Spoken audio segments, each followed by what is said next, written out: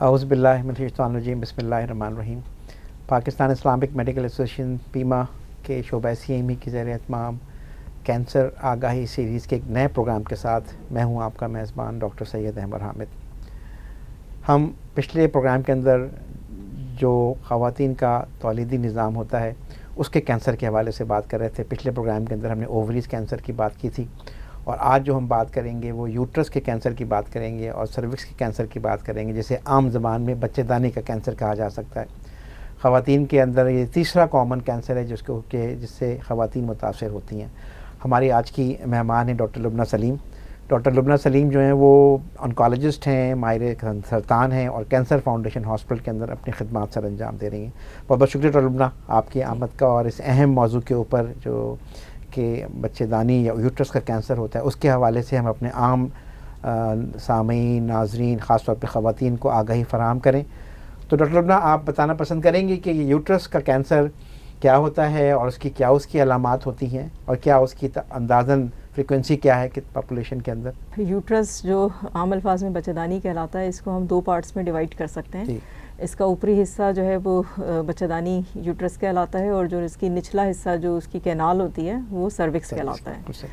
ٹھیک ہے، عام طور پہ جو یوٹرس یا سروکس کے کینسر ہے اس کی علامات بلیڈنگ کی ہوتی ہیں۔ جو مینسز بند ہونے سے پہلے کی ایج کی جو خواتین ہوتی ہیں ان میں مینسز کی irregularity، مینسز کے درمیان میں بلیڈنگ کا ہونا اس کی علامات ہو سکتی ہیں۔ ایب نارمل بلیڈنگ، ہیوی بلیڈنگ ہونا، کلاٹس کا پاس ہونا اس کی علامات میں سے ہو سکتا ہے۔ دوسرا، ینگ فیمیلز کے اندر جو ہیں وہ شوہر سے تعلقات قائم رکھنے کے بعد جو بلیڈنگ ہوتی ہے اس کو جو ہے اس کی مخصوص سرویکل کینسر کی علامات ہو سکتی ہیں، یا کسی میڈیکل معائنے کے بعد اگر سروکس سے بلیڈنگ ہونے لگے تو یہ اس کی علامات ہو سکتی ہیں۔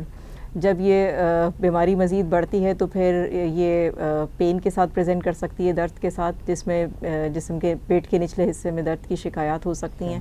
اس کے علاوہ جو ہے وہ پیشاب کا بار بار آنا، پیشاب کے کنٹرول کا ختم ہونا، کپس کا ہونا اس کی علامات ہو سکتی ہیں۔ جب یہ بیماری مزید بڑھتی ہے تو پھر پیٹ پھولنے کی شکایات بھی اس کے ساتھ لنکڈ ہو سکتی ہیں۔ تو اگر یہ خدا نخواستہ کسی خاتون کے اندر اس طرح کی علامات پائی جاتی ہیں، جیسا کہ آپ نے اشارہ کیا جن چیز کی طرف، تو کیا کرنا چاہیے ان کو؟ کیا کچھ خود ٹیسٹ کرانے چاہیے، یا کسی گینی والی کو دکھانا چاہیے، یا آنکالوجسٹ کے پاس جانا چاہیے؟ اس سلسلے میں آپ کیا رہنمائی فرمائیں گے؟ جی، سب سے پہلے اس طرح کے مسائل کے لیے انہیں اپنے گائنیکالوجسٹ کو جو ہے وہ کانٹیکٹ کرنا چاہیے۔ سروکس کے کینسر جو ہیں وہ سمپل گائنی کے معائنے پہ بھی ڈیٹیکٹ کیے جا سکتے ہیں۔ اگر جو ہے اس جگہ پہ رسولی موجود ہوگی تو کوئی بھی تجربہ کار گائنیکالوجسٹ اس کو معائنے کے ذریعے ہی جو ہے وہ پکڑ سکتی ہے، ڈیٹیکٹ کر سکتی ہیں۔ اس کے بعد پھر جو اس کے مخصوص ٹیسٹ ہوتے ہیں ان کے اوپر آپ جائیں گے، جس میں کہ سروکس کے کینسر کے لیے پیپ اسمیئر کی جاتی ہے۔ پیپ اسمیئر ایک سمپل سا پروسیجر ہے جس میں بچہ دانی کے آخری حصے سے کچھ سیلز کلیکٹ کیے جاتے ہیں ایک سمپل سے پروسیجر کے ذریعے، اور ان سیلز کو مائکروسکوپ میں کیمرے کے ذریعے معائنہ کیا جاتا ہے۔ اگر اس میں کچھ ایب نارمل قسم کے سیلز ہوں گے جو کینسر کے انیشیل سیلز ہو سکتے ہیں تو یہ ابتدائی مراحل ہو سکتے ہیں سروکس کے کینسر کے۔ جو یوٹرس یا بچہ دانی کے کینسر ہیں، جو اوپری حصے کے کینسرز ہوتے ہیں، ان کو عام طور پہ الٹرا ساؤنڈ کے ذریعے پک کیا جا سکتا ہے۔ بچہ دانی کے اندر بہت ساری خواتین کے اندر رسولیاں پائی جاتی ہیں، جو بچہ دانی کے مسلس کے اندر کچھ رسولیاں پائی جاتی ہیں جو فائبرائڈ کہلاتے ہیں عام الفاظ میں۔ یہ بہت ساری خواتین کے اندر نارملی پائے جاتے ہیں، اور عام طور پہ یہ کینسر میں تبدیل نہیں ہوتے ہیں۔ کچھ کیسز کے اندر اس میں کینسر بڑھنے کے مراحل ہو سکتے ہیں، اور کچھ لیومایوسارکوما بچہ دانی کے مسلس کے کینسر جو کہلاتے ہیں وہ ڈیولپ ہو سکتے ہیں، لیکن زیادہ تر کیسز کے اندر یہ بے ضرر ہی رہتے ہیں اور ساری زندگی ایک طریقے سے کسی فیمیل میں موجود ہو سکتے ہیں۔ اس کے بعد کے مزید ٹیسٹ کے جو مراحل ہوتے ہیں ان میں MRI پیلوس جو ہے وہ ہیلپ فل ہوتا ہے۔ بایوپسی جو ہے اس طرح کے کیسز میں DNC کے ذریعے کی جاتی ہے۔ عام طور پہ یوٹرس کے کینسر کو جو ہے وہ نیڈل کے ذریعے بایوپسی نہیں کی جاتی ہے، اس میں DNC ایک پروسیجر ہوتا ہے جس کے ذریعے تشخیص کی جاتی ہے، اور اس کے بعد پھر علاج کی طرف جو ہے آپ جاتے ہیں۔ بالکل آپ نے صحیح بات کی کہ علامات کی آپ نے بات کی، اور پیپ اسمیئر کی بات کی، اور جو DNC جو کہ ڈائگنوسس میں مدد مل سکتی ہیں۔ تو اگر فرض کریں خدا نخواستہ کسی خاتون کو یوٹرس کا کینسر یا سروائکل کینسر جیسا کہ آپ نے بتایا ہو سکتا ہے، تو اس سلسلے میں علاج کے لیے کیا کیا موڈیلٹیز ہمارے پاس موجود ہیں, اور اس پہ بھی ہمیں درجہ بندی کے لیے کچھ ٹیسٹ ویسٹ کرانے پڑتے ہیں؟ بالکل. سب سے پہلے ابتدائی تشخیص کے بعد جو ہے جب بایوپسی کنفرم کر دیتی ہے کہ کس ٹائپ کا کینسر ہے, اور تو اس کے بعد آپ اس کی اسٹیجنگ کرتے ہیں, درجہ بندی کرتے ہیں, جس میں آپ مختلف ٹیسٹ کرتے ہیں, جس میں سی ٹی اسکین کیا جاتا ہے چیسٹ کا, ایبڈومن کا, جس کے ذریعے آپ یہ دیکھتے ہیں کہ یہ بیماری اپنی حدود سے نکل کے پھیپھڑوں تک, جگر تک تو نہیں چلی گئی ہے, یا پیٹ کی جھلیوں تک تو نہیں پھیل گئی ہے. اگر بیماری کی علامات اور جگہوں پر نہیں ہیں اور جو یوٹرس کے اندر ٹیومر ہے وہ آپریشن کے قابل ہے, جس کا فیصلہ کہ سرجن کرتے ہیں, تو سب سے پہلے اسٹیپ پہ آپ سرجری کی طرف جاتے ہیں. یوٹرس کو سرجیکلی نکال دیا جاتا ہے. اس کی بھی ایک کمپلیشن سرجری ہوتی ہے جس میں بچے دانی کے ساتھ انڈا دانی, پیٹ کی جھلیوں اور لیمف نوڈس جو گٹنیاں کہلاتی ہیں ان کی بھی صفائی کی جاتی ہے, ان کو بھی نکالا جاتا ہے. سروکس کے کینسر کے اندر اگر بالکل ابتدائی مرحلے پہ سروکس کا کینسر ہوگا تو اس کو سرجری کے ذریعے جو ہے وہ ٹریٹ کیا جاتا ہے. لیکن اگر سروکس کا کینسر جو ہے وہ آس پاس کی جگہوں کے ساتھ چپک جاتا ہے تو پھر اس صورت میں سرجری اس کو نکالنے میں ناکامیاب ہوتی ہے. ایسی صورتحال میں جو علاج ہے وہ شعاؤں اور کیموتھیراپی کے ذریعے کیا جاتا ہے, جس میں اسی جگہ کے اوپر شعائیں اپلائی کی جاتی ہیں اور ساتھ میں کچھ کیموتھیراپی آئی وی ڈرپس کے ذریعے ساتھ ساتھ کمبینیشن میں دی جاتی ہیں. اس طریقہ کار کے بعد پھر پیشنٹ کے مزید ٹیسٹ ایم آر آئی وغیرہ کروا کے اسیس کیا جاتا ہے کہ رسپانس کیسا آیا ہے, بیماری مکمل طور پہ ختم ہو گئی ہے یا نہیں ہوئی ہے. جن مریضوں کی بیماری شعاؤں اور کیمو کے باوجود مکمل ختم نہیں ہوتی ان کی سرجری کی جاتی ہے, لیکن کچھ مریضوں کو جو ہے وہ سرجری کے بغیر بھی ٹریٹ کیا جا سکتا ہے. نہیں, بالکل آپ نے بات اس حوالے سے بالکل واضح اور صاف طور پہ کہی. تو ڈاکٹر یہ بتائیے گا کہ اگر خدا نخواستہ کسی میں شک ہے کہ اس کو یوٹرس کا کینسر ہو سکتا ہے یا سروائکل کینسر ہو, تو اس کے بچاؤ کے لیے کوئی تدابیر موجود ہیں؟ جیسے کہ ہم نے پہلے بات کی بریسٹ کینسر کے اندر کہ میموگرام سالانہ بنیاد پہ کرا سکیں, تو کیا ایسی کوئی چیز سروائکل کینسر یا بریسٹ کینسر, یہ یوٹرائن کینسر کے اندر بھی موجود ہے؟ سروکس کے کینسر کے اندر جو ہے وہ بچاؤ کی تدابیر موجود ہیں. سروکس کے کینسر کا اگر ہم رسک فیکٹر کی بات کریں تو اس کا مین جو رسک فیکٹر ہیں وہ ایک وائرس کہلاتا ہے جو ہیومن پیپیلوما وائرس ہے. جو مین کاز اس کینسر کا ہے وہ یہ ہے. اس کے علاوہ جو اس کے رسک فیکٹرز ہیں اس میں اسموکنگ آتا ہے.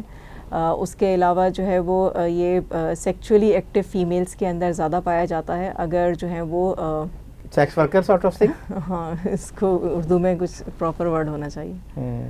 ٹھیک ہے, بات میسج میرا خیال آ گیا. اس کو اتنا ڈیٹیل میں بتانے کی ضرورت ہے نہیں, میرا نہیں خیال. رسک فیکٹر آپ نے بتا دیا, وائرس کہہ دیا, اور سیکچولی ایکٹیو جو فیمیل ہے ان کے اندر میرا خیال ہے واضح طور پہ ہم سمجھ پا رہے ہیں اس بات کو, تو رسک فیکٹر ہے. اور سروکس کے کینسر کو جو ہے آپ پریونشن کی اگر بات کریں تو اس میں ایک پرائمری پریونشن ہوتی ہے جس میں جتنی بھی بچیاں ہیں ان کا شادی سے پہلے جو ہے ان کو ہیومن پیپیلوما وائرس کی ویکسین ریکمینڈ کی جاتی ہے, جس کی کہ 2 ڈوزز ہوتی ہیں, 1 مہینے کے گیپ سے دی جاتی ہیں.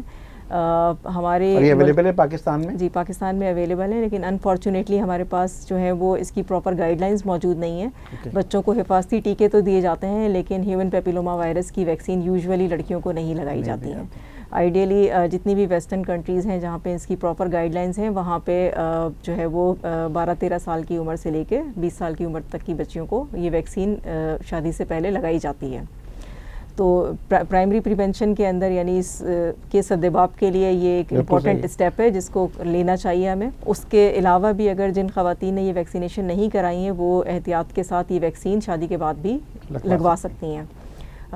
اس کے علاوہ اگر ہم اسکریننگ کی بات کریں تو ہیومن پیپیلوما وائرس کو ڈیٹیکٹ کیا جا سکتا ہے. سمپل کچھ ٹیسٹ ہوتے ہیں جن کے ذریعے یہ ٹیسٹ جو ہیں 21 سال سے بڑی عمر کی جتنی بھی خواتین ہیں وہ انہیں کروانا چاہیے. اور اگر کسی کا ہیومن پیپیلوما وائرس ڈیٹیکٹ ہوتا ہے اس ٹیسٹ کے اوپر تو انہیں اس کی ٹریٹمنٹ جو ہے وہ ریسیو کرنی چاہیے جو کہ میڈیسنس کے ذریعے ہوتی ہے.